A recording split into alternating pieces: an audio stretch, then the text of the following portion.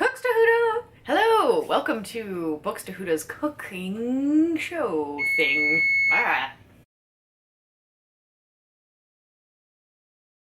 I gotta take this out of the oven. Hold on. 'Cause I'm broiling it and I don't want to burn it. Today, I am making zucchini crusted pizza, which is my favorite recipe. Well, it's the favorite thing of mine that my mom used to make when I was a kid. And so I've been wanting it for years. And I found the Moosewood Cookbook from whence it came, and so I made it today, and I'm very excited. Hi, it's Bookstahooda. Today, as Cookstahooda, I am making my mom's zucchini crusted pizza. This is my first voiceover, so it's going to be a bit janky. I'll probably have to record this a couple of times. Here is the Moosewood book with Draco Malfoy bookmark thingy. And now I'm showing off some zucchini and my new grater, which I bought just for this day. So the book told me to have 3.5 cups of grated zucchini. My friend told me to just buy 1 zucchini per cup. I should have bought another one, but it's fine. So I'm trying here to use a grater. I'm not... this is the first time I've owned a grater, so I wasn't really sure what I was doing, but, there I am looking happy. I have since learned that I should not grate things on plates, especially not on top of a burner. It wasn't on, at least, but I am famous in my family for cooking mishaps. So there's lots of footage here of me and grater trying to figure out how to work together.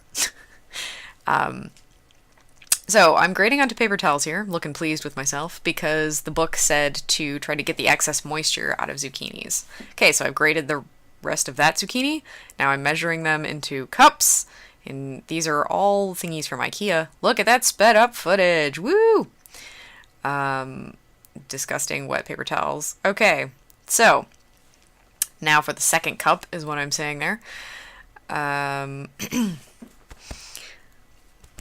Cutting the ends off the zucchini, inspecting the zucchini for blemishes or gross filmy parts, as one does.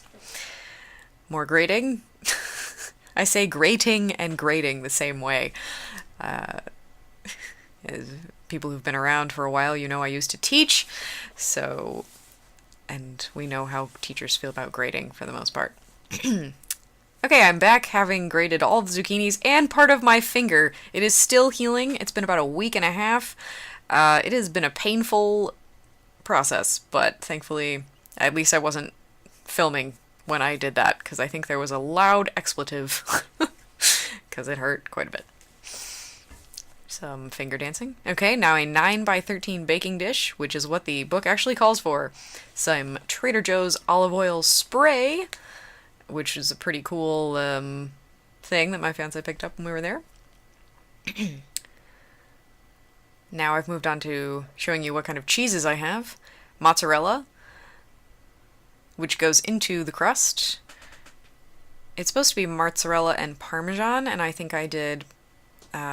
this is a mix of Parmesan Romano and Asiago, because I really love Asiago and Romano cheeses. I really like spicy, or not spicy, but, more pungent cheeses like this one, as you can tell from my face. There's my fiance telling me how to grate things so I don't cut my hand off. Okay. Now just putting all the cheese in there. Don't want to waste cheese, it's expensive. Now some gluten-free flour, which I bought specifically for this. Just had to give you some of the racket that my fiance was making off screen. Flour is so messy.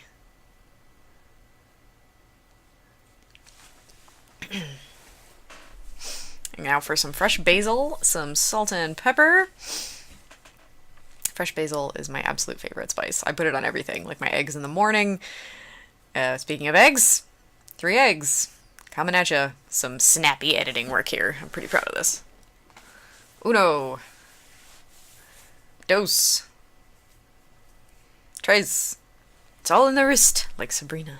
Oh, dropped an eggshell. Okay, now I'm gonna quickly, with the help of speedy stuff, stir this up.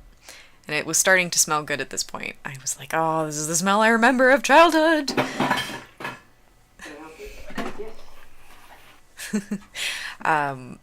There are smells like that, right, that bring back childhood. For me, zucchini crusted pizza is one, and also grapefruit dish soap. That just takes me back to an apartment that my family had.